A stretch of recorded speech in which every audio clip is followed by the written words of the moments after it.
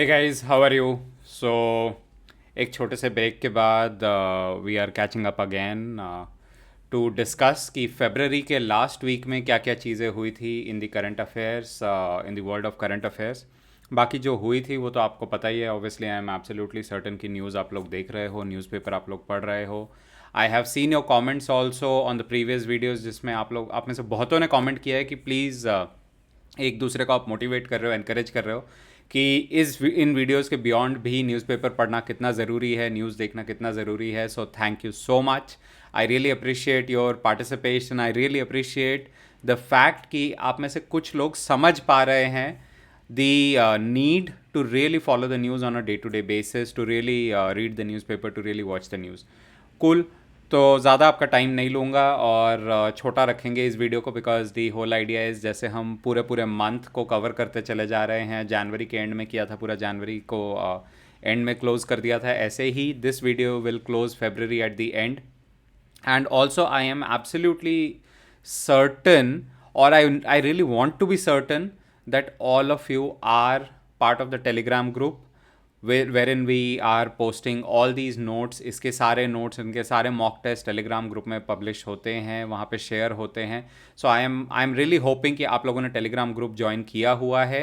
नहीं किया तो प्लीज़ प्लीज़ प्लीज़ कर लेना। इस वीडियो के एंड में मैं आपको उसका लिंक भी दे दूंगा, उसका नाम शेयर कर दूंगा। प्लीज़ जाना और उस टेलीग्राम ग्रुप को ज्वाइन कर लेना, ठीक है? तो चलो टाइम नहीं वेस्ट करते, जल्दी से चलते हैं कि फेब के लास्ट वीक में क्या क्या चीज़ें हुई थी। और उससे पहले वही जस्ट 4 कॉमन थिंग्स और 4 mandatory things, which is like, share, comment and subscribe. I am sure all of you are already subscribed to this channel. If your friends are not, please ask them to share, and please share these videos with them if you like them. And if you like, please press the like button and comment तो आप करते ही हो. I would love to see more of your comments and interact with you guys. Okay, तो time नहीं waste करते, सीधा topic पे चलते हैं, मुद्दे की बात पे कि पिछले लास्ट वीक में फरवरी के क्या क्या हुआ। ओके, तो फेब के लास्ट वीक में ग्लोबल पूरा ध्यान यूक्रेन और रशिया के कन्फ्लिक्ट पे रहा। पूरी दुनिया का ग्लोबल पॉलिटिक्स और conversations have largely come to a standstill. Almost everyone is talking about what is cooking up in Ukraine. Russia's, do we want to call it an invasion? Russia doesn't want to call it an invasion. And इसका क्या नतीजा होगा? इसका नतीजा I am also certain कि आप लोग news देख ही रहे हो, रोज़ की वोटिंग हो रही है जनरल असेंबली, सिक्योरिटी काउंसिल में।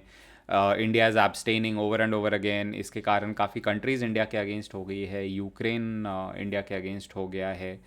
But apart from this we must not forget that India is a sovereign nation. India की अपनी रिक्वायरमेंट्स हैं, इंडिया के अपने सेफ्टी सिक्योरिटी चैलेंजेस हैं, जिसको समझते हुए इंडिया को ये डिसीजंस लेने पड़ते हैं। तो this really puts India at a much more stronger place in the world forum, कि आप किसी प्रेशर के under, rather than buckling under some kind of pressure, you are free to take your own decisions, and that is something which India is doing at this point in time. Now what are the outcomes of it? तो पहली चीज़, जैसे ही India ने abstain किया था security council में, और उससे पहले भी इंडिया ने बोला कि ना मैं यूक्रेन को सब साइड, रशिया की साइड ले सकता हूँ, ना ही मैं यूक्रेन या यूरोपियन यूनियन की या यूएस की साइड ले सकता हूँ अभी। तो Russia has come out clearly and Russia said कि इसके कारण इंडिया रशिया के जो डिफेंस टाइज़ हैं वो इफेक्ट नहीं होंगे। Defence ties, BrahMos missile, S-400 missile defence system, our Sukhoi jet fighters, our T-90 main battle tanks. Almost a lot of our hardware, military hardware, is from Russia. The rifle factory which has been set up in Uttar Pradesh with support from Russia. काफ़ी काफ़ी support है Russia का Indian defence में. So India is very clear कि हम क्या stand लेंगे और क्या नहीं लेंगे, और रशिया ने बोला है कि डोंट वरी, इससे हम दोनों के टाइज़ ख़राब नहीं होंगे. और एकदम हाल फिलहाल की न्यूज़ है, latest fresh, I was reading today morning that Russia is saying कि S-400 मिसाइल डिफेंस सिस्टम पे भी कोई इफेक्ट नहीं पड़ेगा, रशिया उनको सप्लाई करेगा इंडिया को. और काफ़ी और भी चीज़ें हुई हैं पिछले एक हफ्ते के अंदर. Will pick on all of them. Sorry, wrong slide. Okay, और इसके अलावा आई एम ऑल्सो सर्टन कि आप लोगों ने न्यूज़ देखी होगी. R Praggnanandhaa, who is a 16-year-old grandmaster from India, he has defeated world number one. He defeated world number one Magnus Carlsen पर एक मैच में किया था in a single game. He didn't defeat him in the series और a tournament, no, in the final. It was in one of the games, in one of the rounds, where he defeated R. Pragnanandan Nanda. He defeated world number one in chess, Magnus Carlsen. And Magnus Carlsen was also very happy. Vishwanathan Anand, who is a known face, known grandmaster from India in chess, उन्होंने भी appreciate किया था. सचिन तेंदुलकर ने भी अप्रिसिएशंस भेजे थे. सो yep, the player from Norway is world number one, and just a 16-year-old child beats him in the game. And R. Pragnananda is also the fifth youngest grandmaster in the world. Okay, अरे क्या हो रहा है बार बार. हाँ जी. और important days जो कि हमें पता होने चाहिए. सो 27th of February is being celebrated over the past couple of years in India as National Protein Day. तो नेशनल प्रोटीन डे का पर्पस क्या है? Purpose is right to protein, की हर बच्चे को, हर इंडियन को प्रोटीन रिच डाइट मिल सके, जिससे हमारी बुद्धि का विकास हो सके. सिंपल सी बात है, जिससे कि हमारे देश का विकास और ज़्यादा हो. तो विकसित दिमाग विकसित देश. सो एंड ऑल्सो आपने स्कूल में पढ़ा होगा कि प्रोटीन डेफिशिएंसी से PEM रिलेटेड डिजीजेज होती है, protein energy malnutrition, right, where in kwashiorkor and marasmus, if you recall, हमने स्कूल में पढ़े थे ये डिजीज़ेज़. तो प्रोटीन खाने में होना बहुत ज़रूरी है, जिसके लिए दाल खाइए, सब्जियां खाइए जिनमें प्रोटीन है. दाल में pulses have a lot of protein, ये भी हमने स्कूल में पढ़ा था. तो इन सब चीज़ों को प्रमोट करने के लिए, और लोगों को सिर्फ कार्बोहाइड्रेट्स ना खाते रहे, खाली रोटी और चावल ना खाते रहे हम लोग, भात. तो टू एक्सप्लेन द कॉन्सेप्ट कि कार्ब्स खाने से ही, कार्बोहाइड्रेट्स खाने से या फैट खाने से आप हेल्दी नहीं रहते, प्रोटीन चाहिए खाने में. सो इसको प्रमोट करने के लिए नेशनल प्रोटीन डे बनाया गया था. और 27 फरवरी हर साल India national protein day celebrate करता है. कूल. ओके, अब ये गलती नहीं करूँगा जिसके कारण it was jumping. And like we all know, India has been abstaining from voting. UN Security Council, then UN General Assembly also, that was yesterday from when I'm recording this video. So two instances world tried to bring in a motion against Russia. पहले UN Security Council में Russia अभी president है UN Security Council का, Russia ने खुद ही veto कर दिया. तो मोशन आने से पहले ही no point getting in that motion, Russia vetoed. जो वीटो हो जाए, कोई भी एक मेंबर वीटो कर दे, तो that motion can not be passed. तो UN Security Council, it didn't work out. Then countries took it to UN General Assembly. UN General Assembly also, a lot of countries have abstained, including India, from voting. And though it has passed in the General Assembly, but it's a major condemnation कि Russia ने ऐसा क्यों किया. उससे कुछ change आने वाला है? Not really. And 5 countries voted against, which includes Russia for sure, against the motion. और किस किस ने abstain किया था UN Security Council में? 3 countries abstained, that included India, China and UAE. So these 3 countries did not vote against Russia, nor did they vote in favor of the Western powers, or that is US or European Union, against Russia. I hope ये situation जल्दी it calms down, because अगर आप देख ही रहे हो तो हमारे stock market वगैरह में काफ़ी फ़र्क पड़ रहा है. ऑलराइटी, इसके अलावा India has now holds the record for the maximum number of consecutive T20 wins in at a stretch. तो इंडिया ने जब श्रीलंका को हराया by 6 wickets in the third T20 international against Sri Lanka, तो इंडिया ने 12 T20 international matches in one go जीत लिए हैं. wherein India is now equal to Afghanistan, and you won't believe it, a country which plays cricket and T20 cricket at an international level, Romania. तो India Afghanistan Romania बराबर हैं. हाँ, अफगानिस्तान के maximum 12 ही हैं, India भी 12 पे है, रोमेनिया भी 12 पे है, और अभी और आगे खेल सकता है. अभी रोमेनिया कितना क्रिकेट खेलेगा और अगला क्रिकेट कब खेलेगा, that is obviously a little doubtful, because Europe में और एकदम रशिया के बॉर्डर पे होने के कारण they are busy obviously with this anti Russia initiatives and NATO EU conversations. That is their primary focus. Evacuation of refugees from Ukraine. So that is the primary focus of Romania, जिसमें रोमेनिया अभी लगा हुआ है. India तो cricket खेलता ही जा रहा है. So I am more or less pretty much certain, and all of us would be, कि एंड रियली होपफुल कि इंडिया अगला एक और T20 इंटरनेशनल जीत ले और वर्ल्ड रिकॉर्ड भी क्रिएट कर दे. And Indian cricket team has so many world records to its name, so why not this one, another feather in its cap. Okay. और क्योंकि अब रशिया को पूरी दुनिया धीरे धीरे अलग थलग करती जा रही है, काफ़ी सारे सैंक्शंस लगा दिए हैं, बैंकिंग सैंक्शंस लगा दिए हैं, Swift payment system which facilitates international payments, उस तक पे रशिया को ब्लॉक कर दिया गया है, which opens up major challenges. तो इसके लिए इंडिया गवर्नमेंट सामने आई, और इंडिया गवर्नमेंट का नेचुरली काफ़ी ट्रेड है, इंडिया का काफ़ी ट्रेड है रशिया के साथ, सिर्फ गवर्नमेंट का नहीं. तो इस चीज़ को समझते हुए, और हमें ये समझना होगा कि हमारी काफ़ी डिपेंडेंसी है रशिया के ऊपर और रशिया की इंडिया के ऊपर इन terms of bilateral trade.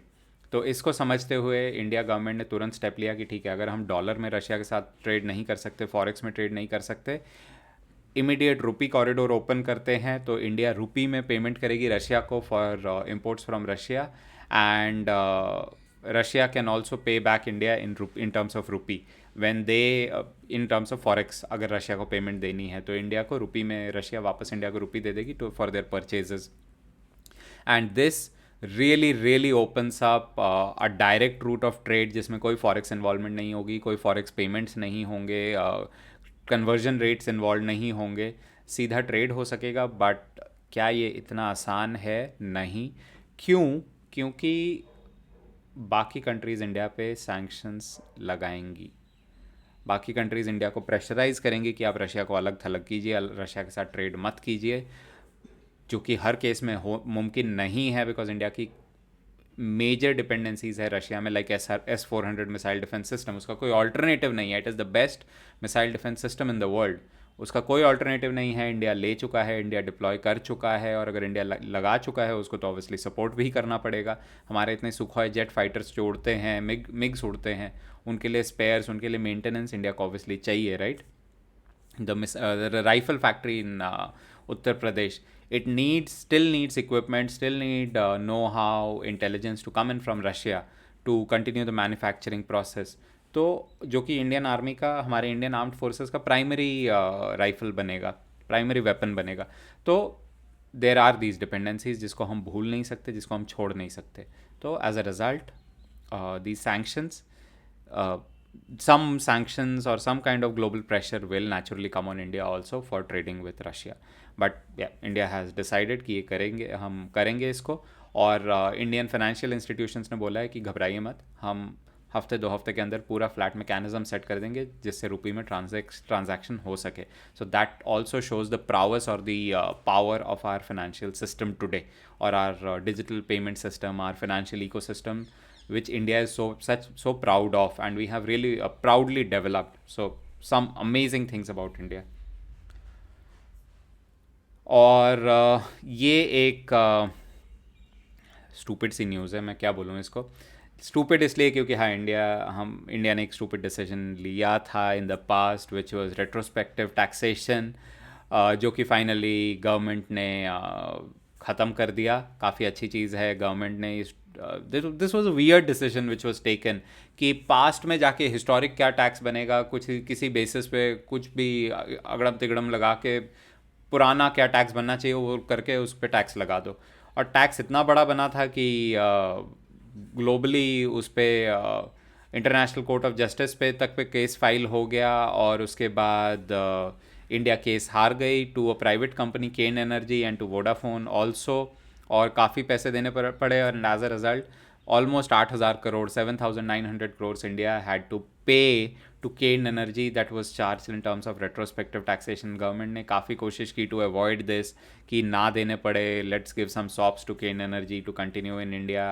But no, Cairn energy said no, we are not going to proceed with it, and हमें पैसे चाहिए और इंडिया गवर्नमेंट को वापस लौटाने पड़े. और साथ में एक चीज़ और बता देता हूँ कि केन एनर्जी का नाम अब चेंज हो चुका है, अगर आप देख रहे हो वीडियो पे, तो now this company is called Capricorn energy PLC, right. So the company which was earlier called Cairn energy is now called Capricorn energy PLC. Okay, चलिए आगे चलते हैं.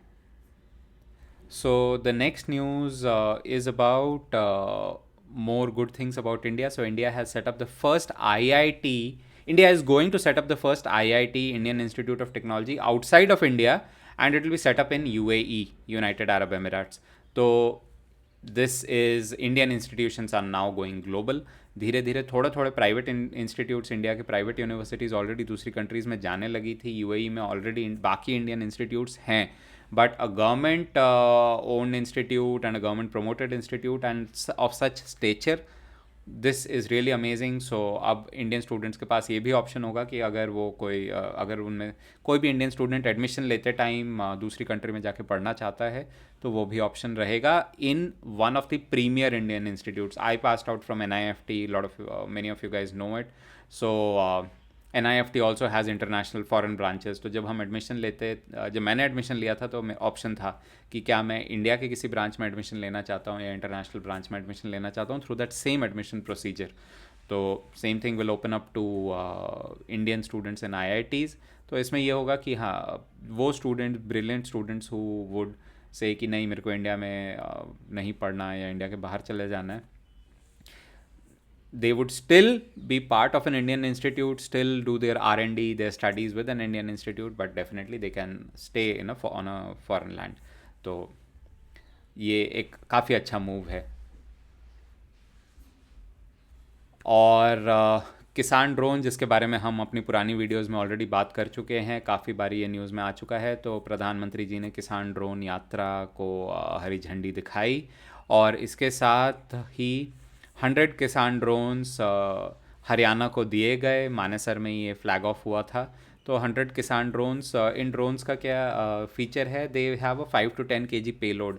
मेन पर्पस है इंसेक्टिसाइड, फर्टिलाइज़र वगैरह स्प्रे करना, जिससे कि फार्मर जो काम वो कई घंटों में करते हैं या धूप में खड़े होकर करते हैं, these drones will be able to do it at a much faster pace. Plus they'll have artificial intelligence, imaging, image sensing and a lot of things, जिसके बेसिस पे it can choose कहाँ फर्टिलाइज़र स्प्रे करना चाहिए, कहाँ नहीं करना चाहिए, कहाँ पेस्टिसाइड चाहिए.